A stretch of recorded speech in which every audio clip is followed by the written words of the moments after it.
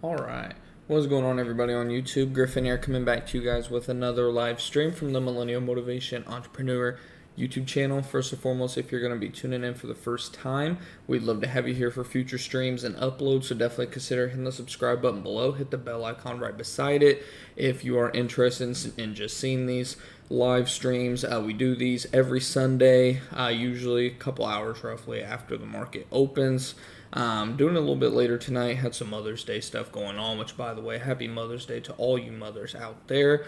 But if you're just interested in just keeping up with people that do live streaming and whatnot, specifically about the stock market, like I said, we do this every Sunday evening. And then we also do usually one or two streams throughout the week. One of them's kind of more just a middle of the week market update, give you guys an update of what trades I've been doing, what positions I'm holding, what my portfolio is looking like. And then another stream, if we're able to get to a second one, which I try to every single week, but occasionally just doesn't happen. But with that other stream, we try to do more of an informative video for those of you that are newer to trading. Just stuff about indicators, where to get in, where to get out, what should you expect being a trader, investor. If you're just kind of investing, any type of trading investing style, we cover it all here essentially. So if you're into that kind of thing, like I said, we'd love to have you here. And we also have a free, that's another thing about this channel, we don't charge for anything associated with this channel. It's just a bunch of like-minded people essentially just communicating with each other.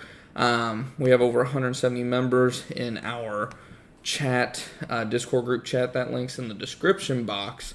But what I suggest you do is go ahead and create an account first and then hit the link. It'll take you right to the group, easy peasy that way.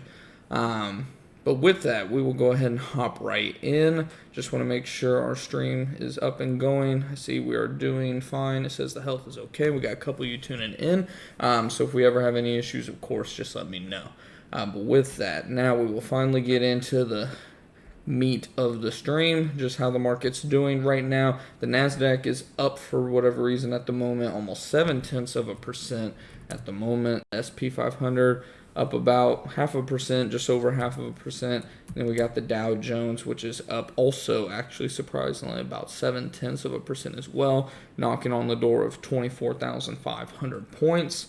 Man, it feels like just yesterday the Dow was right around 18K, and here it is up almost 7,000 points from the low, which was just about a month ago, just over a month or so ago, this week actually. So crazy stuff for sure. But we'll just go and, since we look at ES the most, I'm personally trading mostly the NASDAQ at the moment because it tends to be much more volatile. So for those of us that do the leveraged ETFs, swing trading and day trading those, there's a bigger opportunity, not by a lot, but you're talking 0.5% to 1% usually more on a day-to-day basis, because with those leverage ETFs, you're getting 3 times the return or the loss of what the NASDAQ's going to do. And if the NASDAQ's outperforming by even just 0.25%, that's going to be about 0.75 to 1% extra on those leverage ETFs. But when it comes to futures, we look at the S&P 500 the most. So we'll just kind of take a look at everything from there. We always start with the 1 hour chart. That's just me personally. You can see we've hit multiple signs of overbought recently. Last time we hit overbought a couple times, we did continue up a little higher. So even though I'm a little surprised that we've gone up again this much, now over 29, almost 29.50 on the S&P 500, starting to think we're definitely getting due for yet another pullback. It looks like the line in the sand is actually right around this level, right around that 29.50 to 60 level on the S&P 500. And then if we switch it over to the NASDAQ, it's kind of a different chart, not much. We did just make a recent new high, but again, still, there seems to be a line in the sand, which we just officially crossed through it, actually, of about 9,200, and now we're at 9,278. So we'll kind of see the NASDAQ may be breaking out. We expect the NASDAQ to overall outperform the S&P 500 as well as the Dow Jones, just because it's heavy tech. And of course, tech is not going to be, of course, everything's going to be affected by coronavirus at the end of the day, but tech is going to be a lot less affected, as we've seen with pretty much all earnings so far. When you look at Apple, Google, Microsoft, I'm sure I'm missing a few, like Facebook, even Snapchat posted a pretty decent earnings report. So A lot of these tech companies, it's not that they're not feeling it, but they're taking a lot less of the brunt. Perks of being tech, at the end of the day, a lot of the stuff can be done from home, where a lot of S&P companies and whatnot, they're just really hurting, obviously, especially your cruise lines, airlines, all that good stuff. So we definitely, it's not that we're surprised that the NASDAQ is outperforming. It's just the rate that it's outperforming at. I mean, you can see now we are up almost, not quite, but almost 3,000 points off of the low. So you're coming up on like 40 to 50% off of the low in rapid time. I mean, we're talking a month and a half roughly off of the low.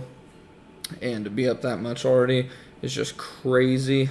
We are approaching now the upper Bollinger Band. Actually, we're riding right along it on the daily chart. So we'll see what happens. We did the same thing earlier when we started this ride back up, and then we had a couple days of movement to the downside. So I would expect something a little bit similar. Like I mentioned earlier last week, I wouldn't be surprised if we come back down to somewhere around like 9,000 roughly on a pullback. I mean, you're only talking about 200 to 300 points from a NASDAQ perspective. Now, again, going back to ES, chart's going to look similar, just not as ridiculous as the NASDAQ, but same concept essentially. You can see here riding right along that upper Bollinger Band. Didn't have quite as much of a pullback as the NASDAQ did, but I would not be surprised if in the next week or so at some point we see a pullback of somewhere around like that 2,800 to 2,850 level, which again, you're only talking about 100 to 150 point move, which compared to what we've seen recently, not a huge gap down by any means, just a healthy pullback essentially. Because when we take a look just at like the 5-day chart, you can see boom, just going straight up practically. 20-day chart, even though we've been kind of still stuck in this range, you can see overall still continue to make lower highs and lower lows. Probably going to squeak out a higher high, or I think I got that mixed up. Higher lows and higher highs. We're probably going to squeak out a higher high, maybe. Though I don't see us like going up to 3,000 or anything like that. But I would not be surprised for us to test this high possibly overnight tonight, how the market's moving so far. But again, I love using the 1-hour chart. It's not that it's always right to a T, but more times than not, whenever you start to see you're butting up against that overbought, again, you can still pull up a little bit. You can see over a period of 3 or 4 days, even though we showed overbought here, we didn't really get a solid pull. I mean, other than right there, we had a solid pullback, but we kept going higher. Same thing's kind of going on right now. You can see we were bumping it for a little bit, went up, and then we had just a little bit of a drop over one trading session, but then we just continued up, and now we're hitting up against it again multiple times. So I wouldn't be surprised if in the next couple days we see some sort of pullback. But who knows? I was kind of thinking that last week too, and we've had a little drop in a period of a couple hours, and then we just continue to go on up. So who knows? But obviously right now the market's, I don't want to say up on hopes and dreams, essentially, but in a sense we are, because, I mean, not a whole lot's really changed with this coronavirus stuff. Obviously, we still have quite a bit of reopening. I know here in Texas, those of you that have been following the channel for a little bit know that, like, I ran out of hair gel and everything, and my hair was getting out of control. I actually was able to finally get a haircut on Friday, though I did have to check in like 3 hours early. It was ridiculous. Everybody was getting their hair cut, but things like that are opening back up. We actually went out to a restaurant on Thursday or Friday as well, so that was fun to finally get back out and kind of get a new normalcy back to our lives again. But things are starting to slowly open back up, but I mean, we're still very, very early on because we're kind of testing it essentially, right? Like, we don't know exactly what's going to happen. What's going to happen to the markets if, heaven forbid, but if cases just start going straight up for some reason because, say, we jumped the gun or something like that. I'm not in the group where I think that's going to happen, but I think the market is definitely pricing in now kind of a best case scenario. And I'm not ready to hop on that bandwagon personally. I want to see kind of how the next month goes. Say we're at May 10th right now. Even by the end of May, the next 2 or 3 weeks, I think the next 2 to 4 weeks are going to be pretty critical for all of this. But I'm kind of hesitant to really go long on the market right now when I just see that. I mean, Jesus Christ, you had the S&P all the way down to 2,700. Now it's trying to push up against 3,000. And from a NASDAQ perspective, it's even more drastic. We were down at 8,000, almost 8,100. Now we're knocking on the door of 9,300 already. So up almost close to 1,300 points, or I guess 1,200 at the moment, but 12 to 1,300 points in a period of, again, just 20 days, essentially. So it's kind of hard to stay long. The position I'm in right now actually is just a short SQQQ position. Obviously, that position is down a little bit. It's hurting my profit loss for the week. I had a good week outside of this trade. It's kind of hurting me at the moment. And I'm going to talk about here in a second just how to navigate kind of a losing trade, especially when it's just stock. It's much easier to navigate a losing position when you're holding just stock versus futures or options, heaven forbid. Like you have a bad option trade going on. It's much more complicated. But we'll kind of just hop right in. And, of course, if you guys have any questions, ticker symbols, anything like that you want me to answer, take a look at, feel free to shout it out there in the chat. That's what I have it pulled up for at the end of the day because it's not pretty by any means. So if you have anything at all, just feel free to shout it out there. But, yeah, so as you can see, we got just 50 shares. I mean, not a huge position. It's roughly, I don't remember the exact price, but about $500, somewhere between like 485 to 550, something like that. So we'll just call it like 500 to 550 bucks essentially. And my portfolio size is again right around $1,800.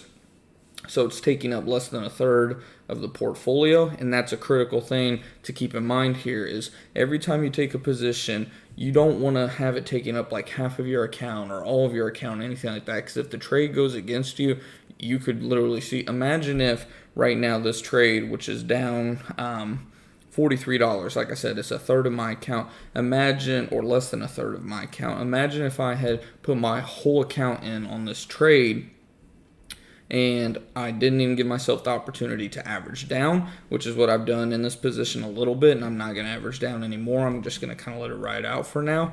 But imagine that I just went all in at $12, which is where I first started getting in. As you can see now, my average price is around $11.45.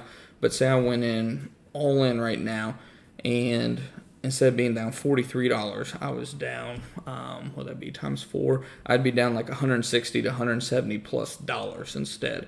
So you're looking at a totally different situation whenever you start putting all the chips in versus just taking a small position, maybe averaging down a little bit, and then keeping it in the back of your mind, you know, once I hit this certain threshold, that's all I'm putting in this trade. And then at that point, I'll start looking to hedge that trade with something else. And that's kind of the position I'm in right now. I haven't been in a position like this in a while when it comes to trading, so it's not really the best position to be in. However, we can make this a profitable trade for sure. So what I'm planning on doing this week is, because obviously over long term we expect markets to continue to go up, is whenever we have some sort of a pullback, be it either tomorrow, Tuesday, whenever we have a pullback, what I'm going to do, since I'm in SQQQ, is I'm going to go over to its inverse, which is TQQQ, which just goes 3 times whatever the NASDAQ tends to go. And when we get just a little bit of a pullback, what I'm going to actually do is I'm probably going to take like a little $200 to $300 position in this. So what I'm doing is and actually I'll probably do a little bit more. It just depends on what the shares come out to, because I'm probably looking at roughly, I don't know, 5 to 7 shares, somewhere around there. Pretty much what I'm wanting to do is kind of, I don't want to say like match it, but in layman's terms, pretty much match the equity of the other position. That way, say for some reason we go up even a little bit more in the short term, even though, again, I feel in the medium term, I don't want to say long term, we know markets go up, of course, but in the medium term, even though I think we're going to pull back, in case if for some reason we continue to go up a little bit more, I'll at least make some money as we continue to move up, kind of knocking out the loss that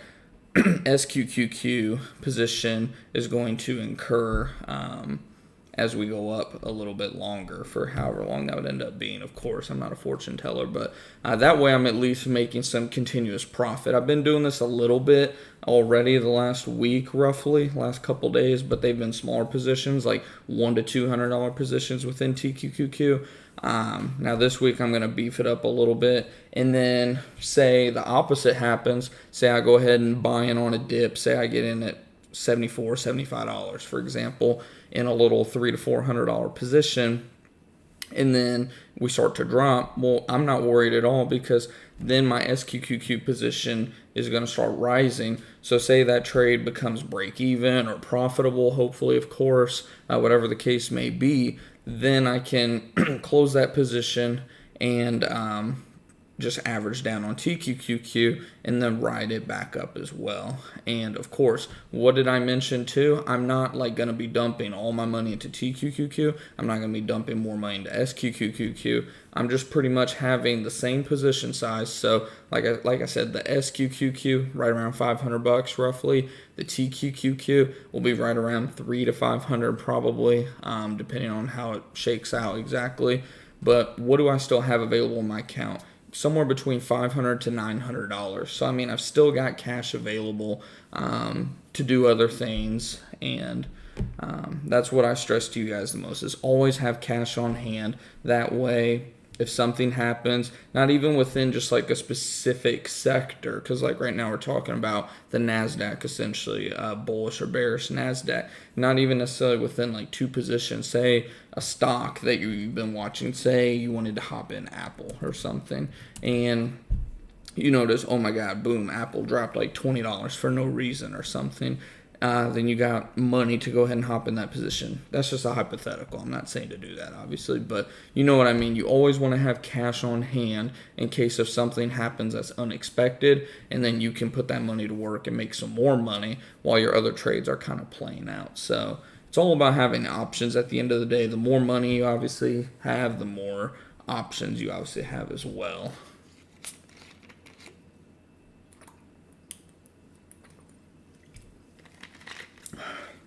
But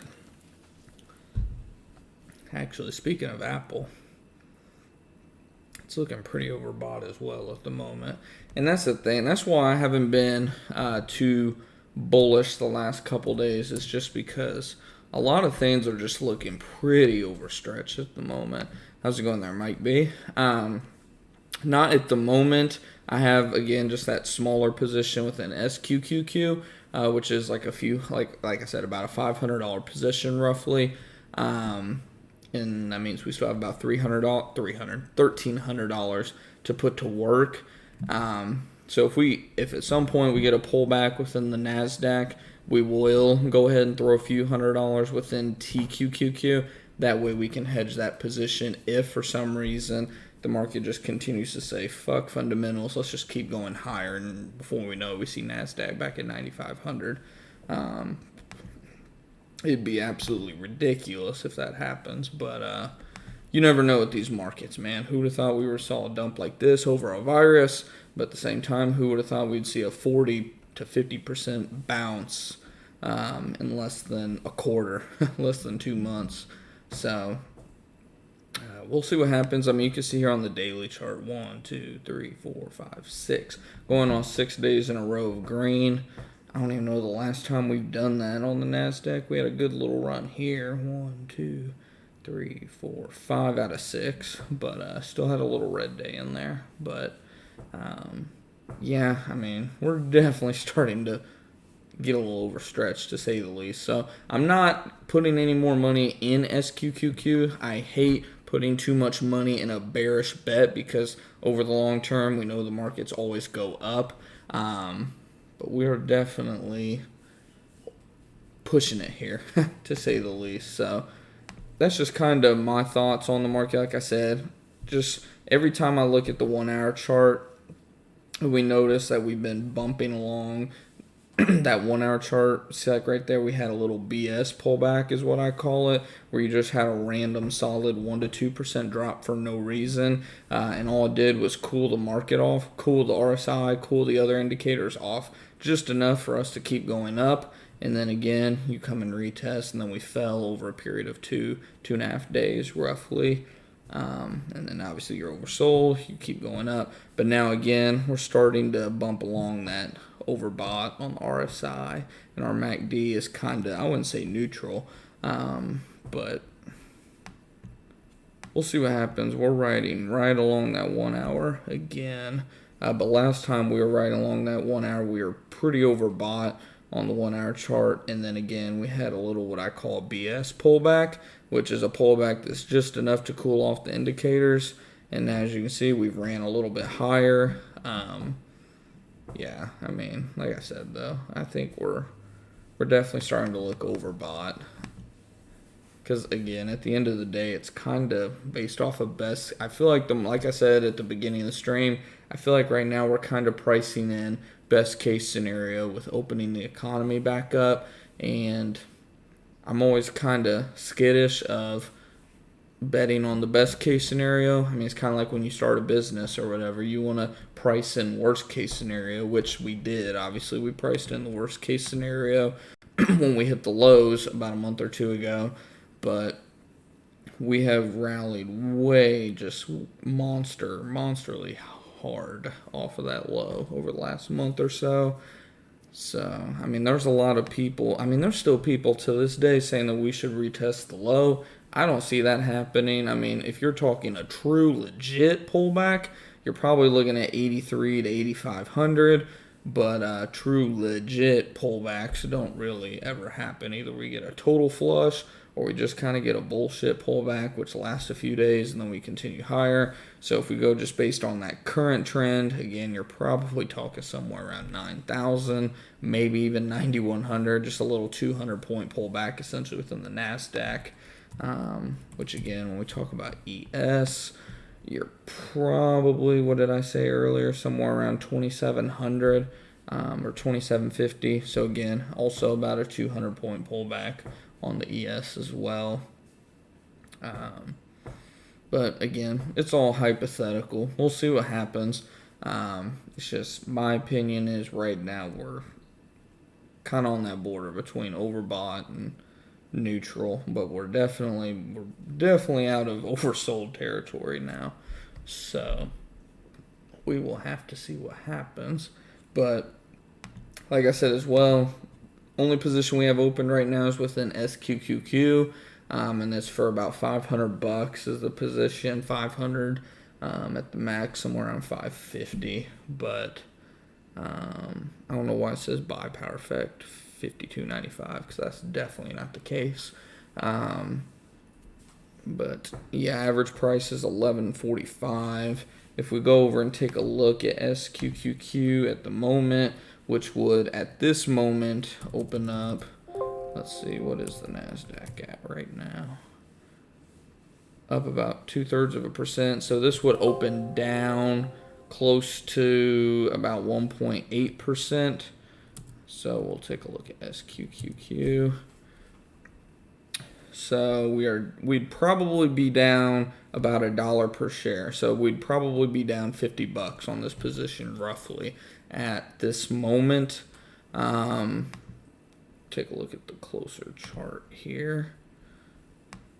So again, our average price is somewhere right around here, which is gonna be probably the next resistance area whenever we get a pullback. So the thing with these leverage ETFs is when they go down, it's much harder for them to go back up. That's why, I mean, especially the bearish ones, they're ridiculous at trying to come back. I mean, you can see on the 1 year chart, and I mean, you just keep pulling it up, so on and so on. You have time decay, all that stuff. But I mean, just pull up any bearish leveraged ETF, and you'll see just over time they just continue to go down because obviously the market continues to go up. If you look at TQQQ, again, continues to go up. But again, as you can see, even though the NASDAQ is literally just a couple percentage points from being back to the all-time high, this thing is still like not quite 50, about 30% from the all-time high. So again, when leverage ETFs go down, it is much more hard for them to go back up because they're using options, they're using futures, everything else, and it's just when they get burned, they get burned bad. I mean, that's why when you look at SQQQ, I mean, it's ridiculous. So with that, just a little crash course, not into deep detail or anything, but when we just take a look at, actually, what chart am I trying to pull up here? Is it the 1 minute chart? Maybe it's the 1 hour chart.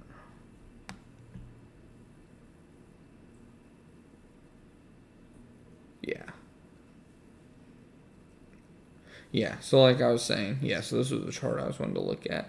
So, like I was saying, though, right around where our average buy cost is going to be a pretty solid resistance right between that 1125 to 1150 level. There's going to be quite a bit of resistance as it tries to pull back up.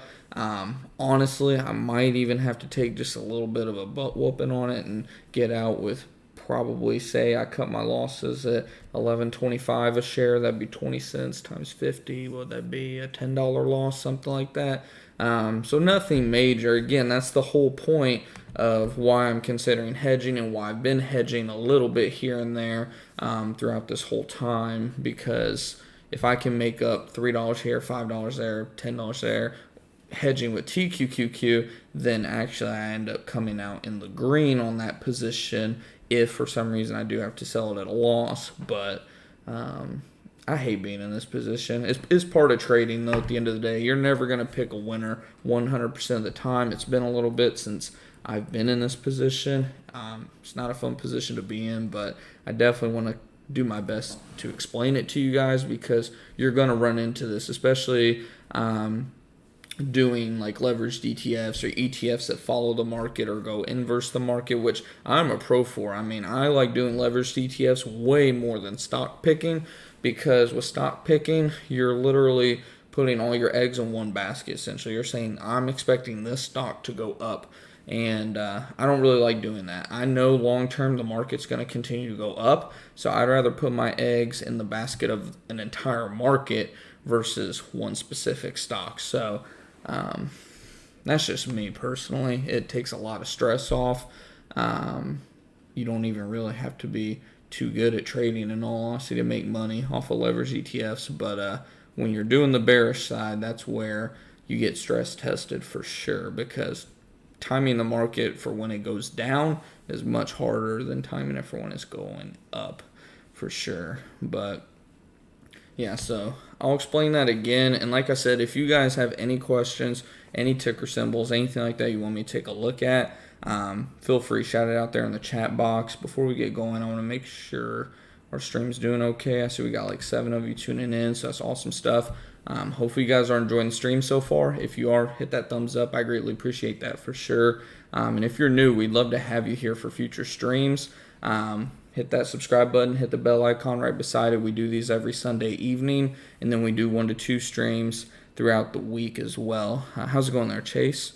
Thoughts on you guys? Let's take a look.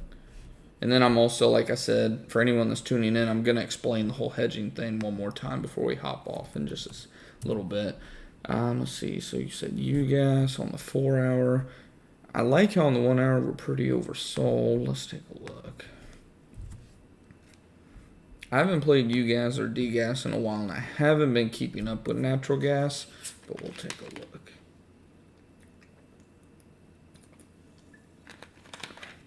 Okay, so it's trading sideways at the moment. At the moment's the keyword here. Now, one thing I do not like is our Bollinger Bands are showing an expansion in volatility, because of course we were all the way up over 37. Now we're down to $23. Where's natural gas at the moment?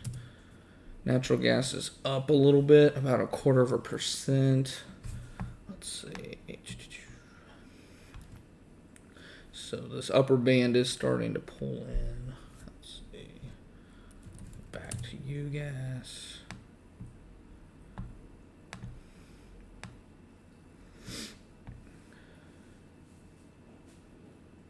So honestly, it's a 50-50 trade. I mean, obviously every trade's 50-50 at the end of the day, but for some reason, I got a feeling we're gonna come down to about $21.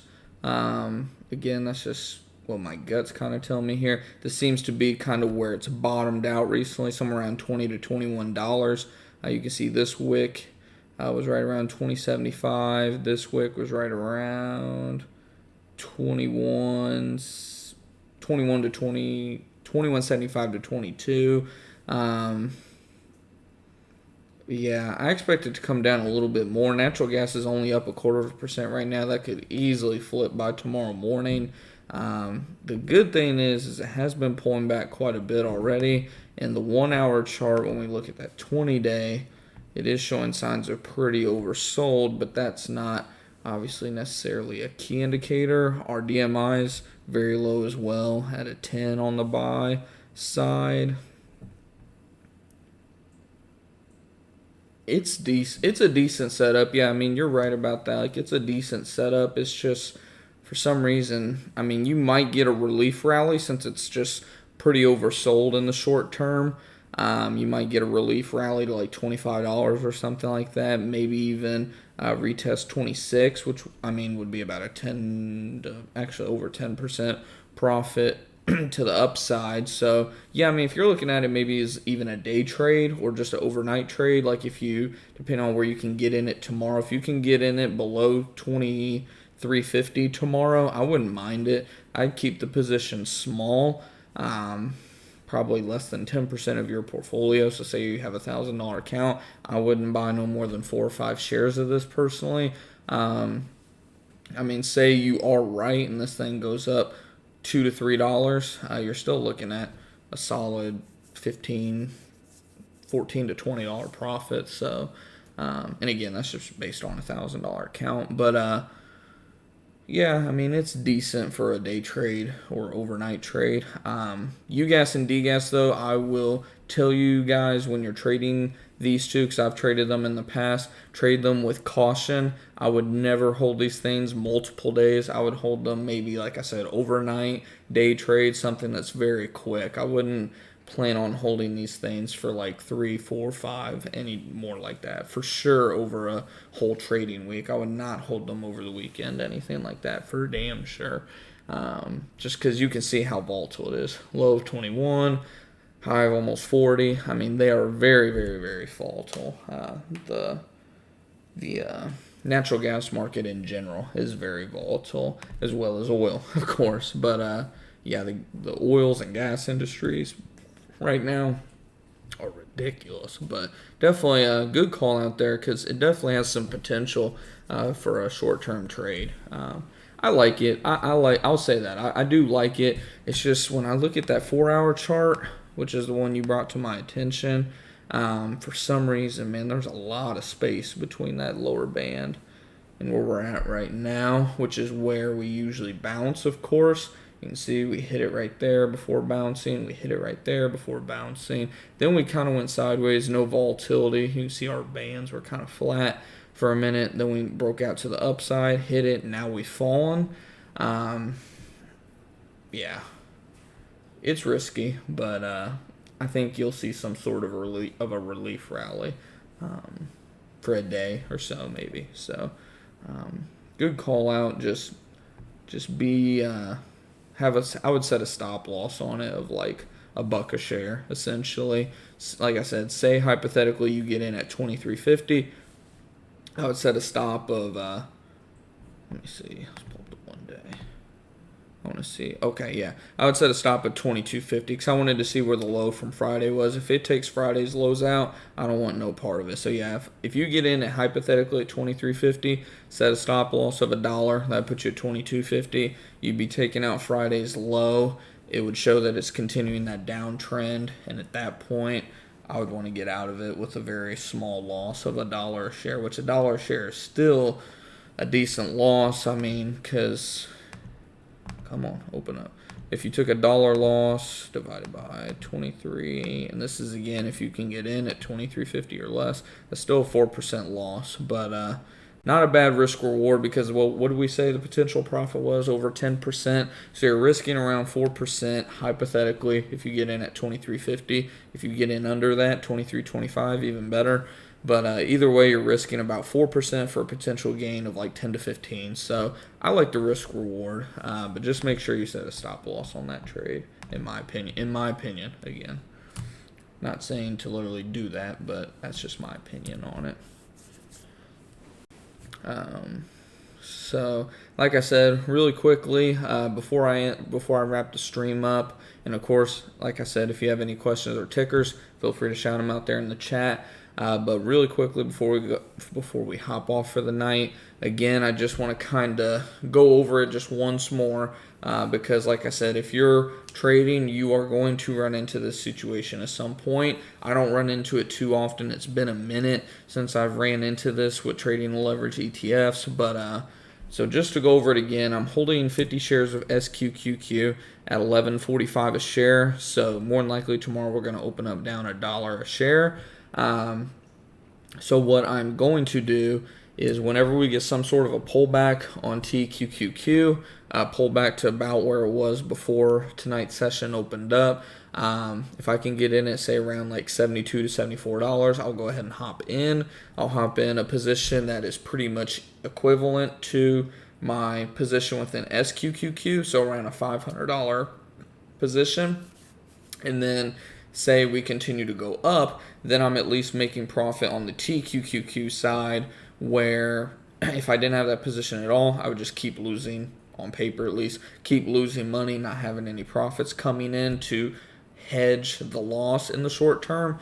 And then say the opposite happens where we start to go down, yeah, I mean, I'm going to be losing money on paper. I'm not going to, because I'm not going to sell it, of course, but that position will be going down while my SQQQ will start to go back up. And then when SQQQ comes back to, like I said, where I'm at least somewhere around break even, minus $10, somewhere around there, or even profitable. My target profit on the trade was originally $12.25.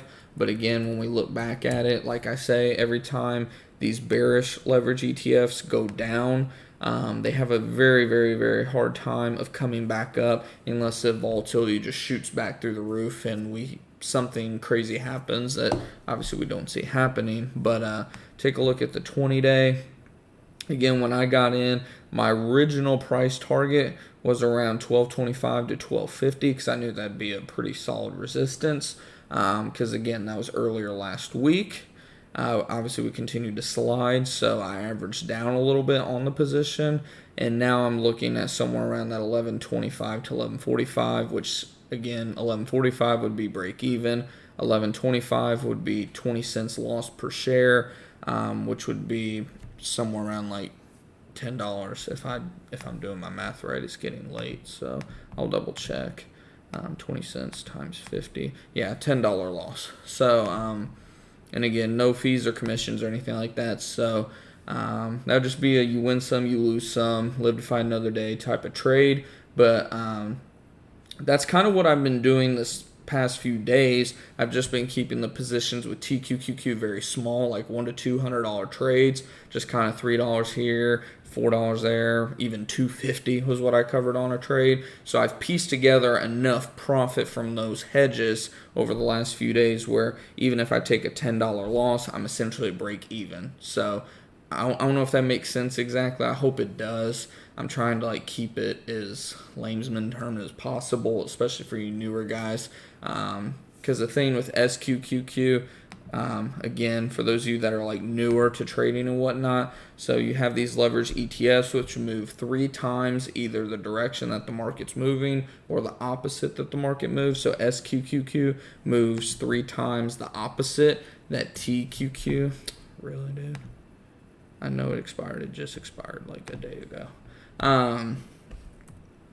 It's the opposite of TQQQ, which moves 3 times to the upside that the NASDAQ moves. So 3 times QQQQ, essentially. So again, we'd be using TQQQ as a hedge which is what we've been doing the past few days. But what I'm going to be doing is beefing it up a little bit, making it where the positions are equal. That way, even if that position continues to go up and the other one's going down, at least I'm making some money still on the way up, just canceling out that loss essentially.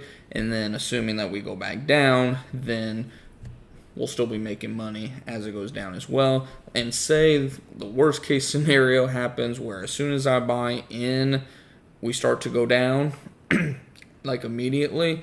Like what'll happen is, because you're probably thinking, well, dude, then you're going to be down multiple dollars per share on that position. This is true, but again, I'm making my money back on SQQQ, so then I'll close that position, roll the money into TQQQ, average down, because I'm much more confident in the market going up longer term than I am the market going down longer term. So that's what you have to keep in mind whenever you're doing these trades, and it is much easier to do in leveraged ETF positions versus stock. That is, again, why I'm more of a ETF type of guy, leveraged ETF specifically type of guy, versus single stocks like your Apples, your Amazons, that kind of thing. I do trade them from time to time, but the thing with stocks is, again, you're putting all your eggs in that one basket of that single stock, saying, I'm expecting this stock to go up. If it does, awesome. If it doesn't, damn it, it's a loser. Where when you're doing leverage ETFs, you have options essentially. So that is what I wanted to hit on the most for tonight with the Sunday stock watch that we do here every Sunday. Hopefully, like I said, we checked out a couple times. It looked like our stream was doing healthy and whatnot. Hopefully we didn't have any issues. If you enjoyed the stream, definitely make sure to hit the thumbs up. Like I said, I greatly appreciate that. And if you're new, we'd love to have you here. Definitely consider hitting the subscribe button below. Hit the bell icon right beside it. That way you'll be notified every time we go live or upload another video. Like I said, we do these every Sunday evening. And if you guys ever have any questions or ticker symbols that you want me to take a look at, I'm always willing to do that on these streams. So definitely just shout it out in the chat, and I'll definitely take a look at it for you. And then, like I said, too, earlier in the stream, we usually do 1 or 2 other streams during the week. Usually somewhere between Tuesday and Thursday, we do like just a kind of middle of the week update. I give you an update on my portfolio, update on the trades that I've done the past day or so, and kind of just where we think the market's going to move for the rest of the week. And then if we have time during the week as well, we do another stream for you newer guys that are just newer to trading. We try to do more of an informative teaching video just on like indicators, even simple stuff as how to get level 2. Spoiler alert, the button's right there. It's just stuff that you don't think about whenever you're first opening up Thinkorswim for the first time.